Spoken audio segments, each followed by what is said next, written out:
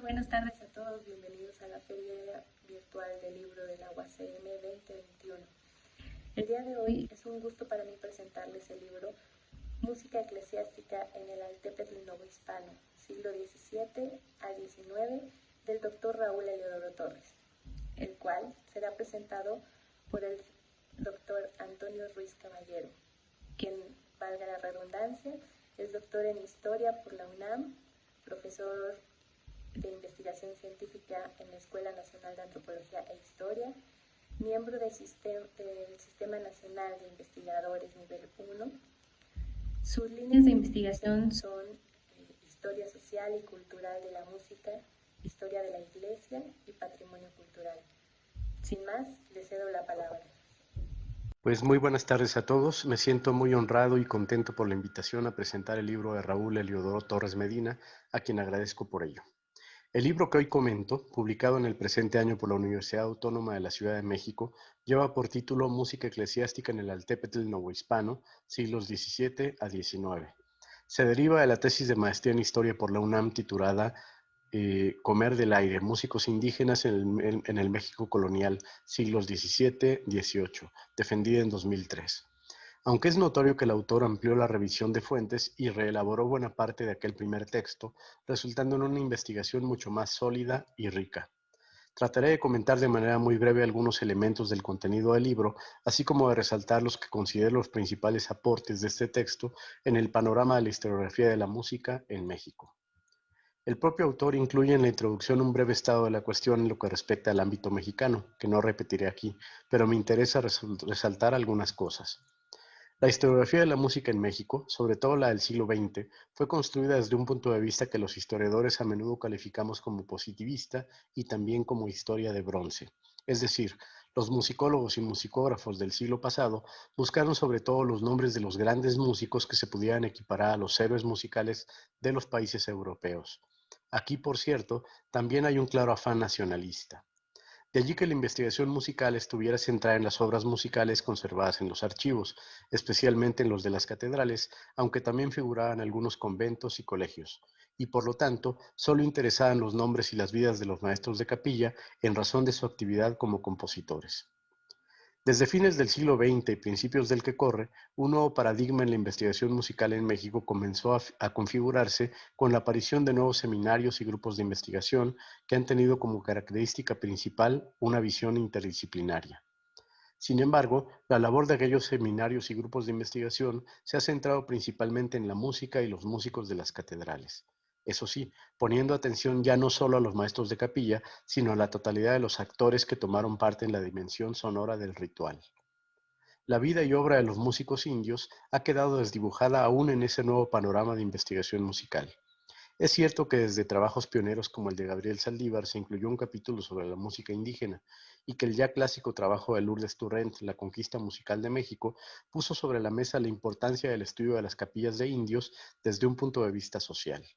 Sin embargo, casi todas las investigaciones se habían enfocado en el área central del actual México, habían puesto mayor atención a los músicos indios del siglo XVI y habían basado sus conclusiones en cierto tipo de fuentes, señaladamente en las crónicas de las órdenes mendicantes. Es en este contexto que estudios como el de Raúl Torres son importantes, porque, además de llenar una laguna historiográfica, permiten vislumbrar nuevas áreas de oportunidad para la investigación sobre los músicos indios en siglos posteriores, desde el siglo XVII y hasta el primer siglo del México independiente. Aunque el autor no hace explícita la tradición historiográfica en la que se inscribe, desde mi punto de vista, esta investigación puede adscribirse a la historia de la música considerada en sentido amplio, es decir, la historiografía de la música que se emprende ya no desde la obra musical o no solamente desde ella, sino que toma en cuenta los aspectos sociales que envuelven y en gran medida determinan la práctica de la música. En ese sentido es también historia social, pues se centra en el estudio de los músicos indios como colectivos, atendiendo aspectos como formas de organización social, sus relaciones con otras corporaciones y grupos sociales, la base económica del desempeño de su oficio, entre otros. La historia del trabajo, como campo específico de la historia social, también puede ser invocada en este caso, pues en gran medida la investigación aborda la situación laboral de los músicos indios. Y aquí cabe recordar a un pionero como don Silvio Zavala, con sus trabajos eruditos sobre el trabajo y el servicio personal de los indios, en los que los músicos, sin embargo, aparecían solo de manera periférica. Considero un acierto el enmarque que el autor hace de estos colectivos y su práctica con respecto al Altépetl, forma de organización social, política, territorial, económica y religiosa preexistente en Mesoamérica, que en buena medida tiene continuidad después de la conquista y hasta el siglo XIX, a pesar de sufrir modificaciones. Como el autor afirma, es el Altépetl el gran escenario donde se encontraban los templos en los que ejercieron su oficio aquellos músicos, y la capacidad económica de cada Altépetl redundaba en las percepciones económicas por el desempeño de su oficio. Las fuentes usadas por el autor son muchas y diversas. Destaca la documentación del Archivo General de la Nación y de la Biblioteca Nacional de Antropología e Historia, pero la búsqueda fue ampliada dirigiéndose a varios acervos parroquiales en estados como Puebla, México, Tlaxcala, Hidalgo, Veracruz y Guerrero, que contenían documentos con información sobre música y músicos. Libros de cargo y data de cofradías, peticiones, autos judiciales, reales cédulas, documentos conciliares, reglamentos, son solo algunos de los variados documentos en los que el autor rastreó los indicios sobre la práctica musical de los indios. Incluso algún documento iconográfico aparece en el estudio. El texto se compone de 6 capítulos. El primero, titulado Escenarios, Conformación y Estructura, es donde aborda el Altépetl y sus cambios y continuidades a nivel territorial, social y religioso, situando las capillas y ternos de indios entre los teopantlacas o gente de iglesia, que desempeñaron un importante papel en la vida social y ritual de aquellos altepeme. Un aspecto que me llama la atención en este capítulo es que se puede entender a la música como elemento que posibilitó la movilidad social de algunos habitantes de los Altepeme, y en ocasiones también propició la movilidad geográfica de los músicos cuando migraron hacia otros pueblos o ciudades donde su oficio les posibilitó una mejora económica y social. También resulta importante mencionar el prestigio social que los músicos adquirieron en razón de ser poseedores de saberes como la lectoescritura, el conocimiento del latín y del español, que los convirtió en verdaderos especialistas rituales en el Altépetl. En el segundo capítulo, Vida musical dentro y fuera del espacio cultural, se trata del papel de la música en el culto cristiano, de la opinión de cronistas y viajeros acerca de las habilidades de los músicos indios, de las funciones cultuales en las que los músicos actuaban y someramente del tipo de repertorio que ejecutaban. Aquí hago un paréntesis debido a mis intereses propios y para entrar en diálogo con el autor. Creo que aquí se vislumbran otras líneas de investigación. El autor consigna datos de un documento que se antoja excepcional, un directorio de misas cantadas semanarias, mensuales y anuales de la parroquia de San Antonio Huatusco, que, en palabras del autor, puede dar cuenta del exhaustivo trajín que debieron tener los músicos a fines del virreinato. Guardadas las diferencias, este documento es el equivalente de lo que en Michoacán son los pindecuarios o tablas de pindecuas, documentos en los que se consignan misas cantadas, procesiones, vísperas y en ocasiones danzas, acompañadas del arancel que se daba por costumbre. En este sentido, sería provechoso hacer trabajos comparativos entre distintas regiones y en diversos periodos. En este capítulo, el autor apunta también algunos datos sobre los pocos fondos musicales de pueblos indígenas que se conocen hasta ahora, apenas comenzados a describir por algunos musicólogos: San Bartolomé Yautepec y San Pedro Guamelula en Oaxaca, así como San Diego Metepec en Tlaxcala. Surge la pregunta: si las crónicas y otros documentos consignan que en las capillas de indios se ejecutaban obras polifónicas, ¿por qué conservamos tan pocos papeles de música? Además de la sustracción y de la destrucción de aquellos ocasionada por diversos motivos, pienso que hay que tomar en cuenta una gran tradición oral que perdura hasta nuestros días en varias comunidades indígenas. Pero el autor explora también algunos inventarios en los que consta ciertamente la presencia de obras como las de maestros de capilla de las catedrales de México y de Puebla. Al contrario de lo que se podría imaginar desde prejuicios muy arraigados en nuestro país, tales inventarios muestran que había un repertorio con cierto grado de complejidad y una circulación de papeles de música, generalmente del centro a la periferia, es decir, desde las catedrales y quizá conventos y parroquias hacia otros pueblos.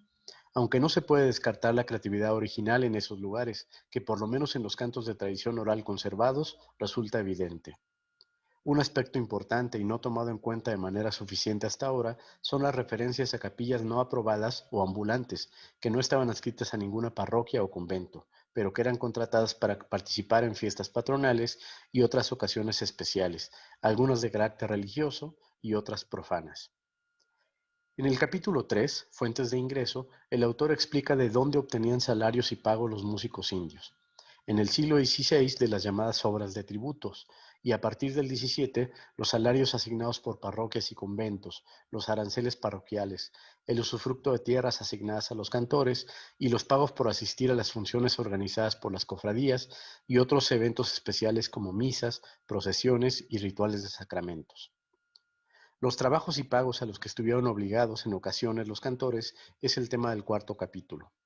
A pesar de que desde la primera evangelización se habían establecido ciertas exenciones de las que debían gozar los músicos en razón de su oficio, no siempre fueron estas respetadas por las autoridades, de manera que en ocasiones se les obligó a pagar tributo, a asistir al repartimiento para tierras y minas, a prestar servicios personales y otros de carácter especial, como cantar y tocar en la publicación de la Bula de Santa Cruzada.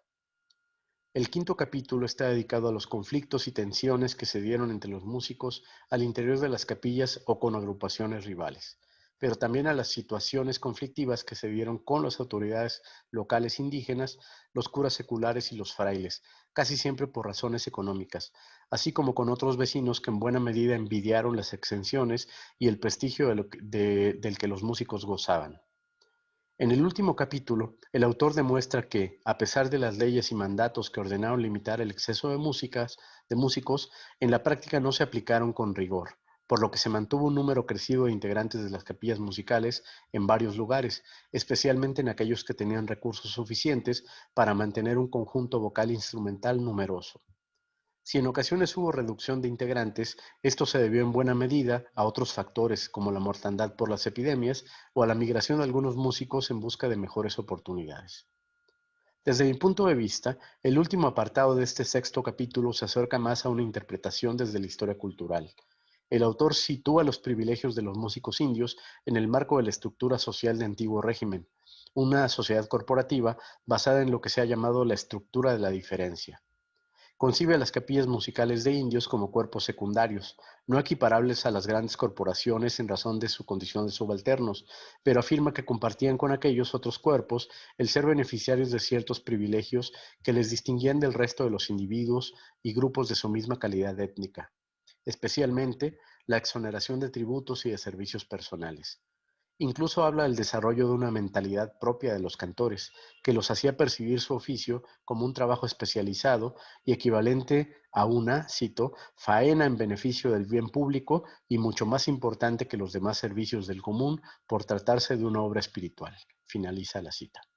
En suma, el texto de Raúl Torres logra presentarnos un panorama sobre la situación laboral de los músicos indios en un periodo amplio, sin omitir otros aspectos simbólicos relevantes como sus privilegios, la percepción que de ellos tenían otros actores sociales, así como la percepción propia acerca de la relevancia de su oficio y su diferencia con respecto de los demás habitantes del Altépetl. Pone sobre la mesa diversas líneas de investigación sobre las que se podrá seguir abordando el tema de las capillas y ternos de indios en el marco de los Altepeme, trabajo que corresponderá a especialistas de diversas disciplinas sociales, humanísticas y artísticas.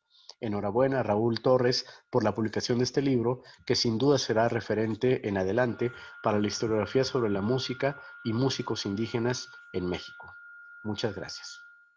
Muy interesante la apreciación del doctor Antonio Ruiz. Y ahora presentarles al autor de este maravilloso libro, Raúl Eliodoro Torres Medina, quien es doctor en Historia por la UNAM, profesor investigador de tiempo completo en la Universidad Autónoma de la Ciudad de México, miembro del Sistema Nacional de Investigadores Nivel 1, fundador y coordinador del Seminario Permanente de Historia y Música en México. Sus líneas de investigación son Historia Cultural e Historia del Tiempo Presente, Historia de la Música Novohispana y Estudios sobre el Rock en México. Te cedo la palabra, Raúl. Muchas gracias. Muchas gracias a Toño por presentar este resumen bastante amplio y acertado, ¿no? De lo que trata el libro, de todo lo que podemos encontrar dentro de él. Y lo único que quisiera yo hacer es como irme atrás de todo este escenario para platicar rápidamente cómo se empezó a forjar este libro y esta investigación antes que el libro.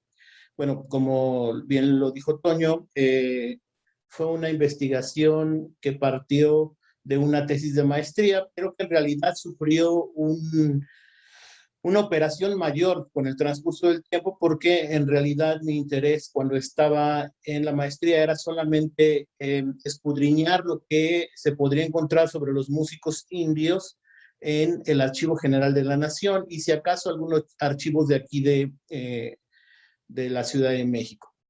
Sin embargo, en el transcurso de todo este tiempo, desde que hice la maestría hasta unos 2 años atrás, me surgió la duda de buscar nuevo material y dónde se podría encontrar este material tan fragmentado. Ajá, justo antes había trabajado un libro sobre los músicos de la Catedral de México y bueno, las actas de Cabildo son una fuente que nos va dando el día por día de estos músicos. Esto no sucede con los músicos indios y entonces habría que buscar información en otros archivos que ya no fueran estos grandes repositorios porque pues como que ya se había agotado un poco el material. Tal vez había más, pero es muy complicado encontrar, es como buscar laminitas de oro en medio de un pajar y vas encontrando, pero es muy, muy, muy lento. Entonces pensé que tendría que hacer un recorrido por los archivos parroquiales, los archivos históricos de las parroquias. Y es ahí donde me di a la tarea junto con mis asistentes de investigación en ir a recorrer durante 2 temporadas, en el año 2016 y 17, estos archivos que habían sido inventariados, pero que así como fueron inventariados, se quedaron y nadie los iba a investigar, ¿no? Fuimos a archivos de pueblos tan distantes como en la Sierra de Puebla, y ahí encontramos información muy valiosa y otros repositorios que en realidad en algunas comunidades están súper resguardados y son orgullo de la comunidad y en otros hay que desempolvarlos porque tienen, pues bueno, tienen desde arañitas hasta polvo, hasta excremento de ratón, aunque los hubieran limpiado como hace 10 años, ¿no?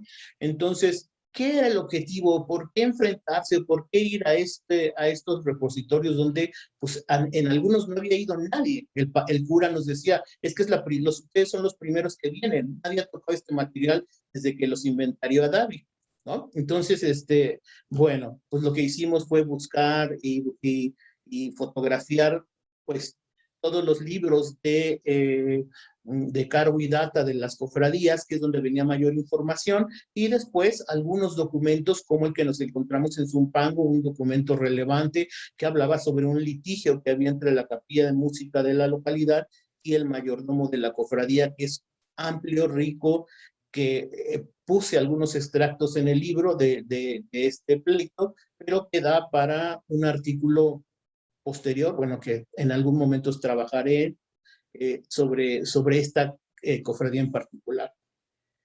Y otras tantas, ¿no? Otros documentos que encontré, y pues bueno, ¿cuál era el objetivo? El objetivo era hacer precisamente una revalorización del trabajo de los músicos indios. A mi parecer, habían quedado relegados un poco del estudio de las capillas, nos hemos enfocado, y con razón, al estudio de las grandes capillas catedralicias. Bueno, pues sí, es donde se encuentra una mayor y abundante información, pero con estos músicos como que habíamos quedado de ver. Ciertamente ha habido artículos que se han dedicado a ellos, pero básicamente han sido para el siglo XVI. Y después del boom de la evangelización, cuando ya todo se vuelve cotidiano y normal, ¿qué pasa con estos músicos? Y el libro trata de responder precisamente a esa cotidianidad de los siglos XVII y XVIII. Se me podrá decir que ¿por qué una tan amplia temporalidad? Y es que pues ustedes encuentran información a cuentagotas. No es tan fácil encontrar. Es muy complicado. Podría uno revisar 50 documentos y encuentran un parrafito sobre los músicos ¿no? Pero bueno, ese parrafito es valiosísimo y por esa razón es que se empieza a hacer este libro a partir de los archivos parroquiales, que básicamente es el sustento de muchas de las partes nuevas que se escribieron para este libro. Este revalorar a los indios partió específicamente de concentrarlos en el Altépetl, ¿no? Siguiendo esta terminología usada por Lockhart sobre el Altépetl y la manera en la cual los indios ya aún en el periodo novohispano seguían llamando al lugar donde vivían, en lugar de pueblo, se inscribe a los músicos indios también dentro de un escenario menor como son sus templos, ¿no? Donde ejercían su labor. Y traté de rescatar esta figura de esos músicos institucionales, ¿no? Porque están adosados, ¿no? La capilla pertenece a una iglesia. Pero también hay otros grupos que no pertenecen, grupos de indios donde se tiene mucho menos información y que lo que se pudo rescatar de ellos pues, viene precisamente de los documentos de libros de cargo y data de las cofradías, que son estos músicos que tocaban en las procesiones, fuera del templo, los chirimiteros, los clarineros, todos estos indios que no tenían cabida dentro del templo, pero que estaban ahí ejerciendo su labor fuera del mismo. También me interesaba mucho ello, rescatarlos, pero pues bueno, se hizo a un nivel menor porque pues en realidad no pude encontrar suficiente información. Podría ser que se localizara en algún momento, pero como lo digo en mi libro, este es un primer acercamiento, no falta mucha investigación en torno a los músicos. Y entonces el Altépetl, el templo o la parroquia o el convento, escribiendo a los músicos indígenas. Y por otro lado, desmitificar, y creo que es algo que hace el libro, desmitificar la idea de las capillas. En realidad, ¿quiénes tienen capillas? Pueblos que tienen un caudal económico para mantenerlas, pero la mayoría de los pueblos no tienen capillas. Esta idea que se ha extendido de las capillas de músicos indios, en realidad son menos las capillas, y supongo yo que son menos las capillas y mucho más los ternos de músicos, es decir, grupos como que pueden tener un cantante o dos cantantes, dos cantores, perdón, uno o dos cantores y un bajunero. Y que se muestran con mucha claridad en el cuadro que anexo de Tamazulapan, donde se puede ver en la esquina derecha precisamente a dos cantores y un bajonero. Eso es lo que tienen la mayoría de los pueblos. Pues estas capillas con dotaciones de instrumentos y muchos músicos, en realidad son en los pueblos importantes, en los altépetls importantes, pero no en todos los altepeme, porque pues, no hay la capacidad económica para mantenernos, ni las funciones misas suficientes como para que estos individuos se pudieran mantener. Y la otra cuestión es demostrar esta preponderancia de la labor del trabajo de músico indígena dentro del Altépetl. En realidad son gente que no solamente toca, en muchas ocasiones tiene puestos en el cabildo, tiene puestos o sea, tiene una preponderancia dentro de su comunidad. No son cualquier individuo. Y además, insistir en que los indios músicos pueden ser muy exitosos en algunos lugares y ser muy desgraciados en otros, ¿no? No todos, no podemos cortar con la misma tijera a todos los músicos, debemos siempre tener en cuenta las características particulares de cada región. Y en algunas los músicos son boyantes, y en algunos tienen poder político, y en otros no pasan de ser, pues, personajes que son mandados por los alcaldes mayores, por los gobernadores, ¿no? Por los fiscales de la iglesia, golpeados y mandados a trabajar como cualquier otro. Pero esto no les resta, como lo digo al final del texto, que tengan una mentalidad que los hace saberse diferentes al resto de los habitantes del Altépetl. Y ellos mismos en algunos documentos hablan acerca de esta distinción Y creo que esto sería sumamente importante en este rescate de los músicos indie. La distinción que ellos mismos se tienen con respecto al resto de la comunidad por saberse que ejercen un oficio tan especializado que no cualquiera lo puede hacer y que por esa razón son distintos, por esa razón tienen un carácter diferente al resto de los demás naturales, ¿no? Como en algún documento lo dicen. Justo, pues, esto es de lo que trataría en líneas generales el texto y que, pues, me gustaría yo invitarlos a que vean. Se me podría decir una de las críticas, tal vez es que narro mucho. Lo hice a propósito. Creo que de pronto hay que revalorar la narración y si queremos que la gente se acerque a los libros, pues hay que acercarlos mediante esta narración, mediante lo que me decía un historiador, la carnita, ¿no? Esta carnita que de pronto se nos pasa o se nos deja de lado en medio de estas construcciones intelectuales muy confusas de pronto. Y bueno, eso es lo que podría tener este texto. Y pues bueno, los invito a que lo revisen, lo lean. Muchas gracias. Enhorabuena por este gran aporte a la investigación musical en México. Les agradezco a todos su presencia y les recuerdo que pueden adquirir el libro del Dr. Raúl Torres Medina en la página de Facebook Publicaciones UACM. Muchísimas gracias por acompañarnos.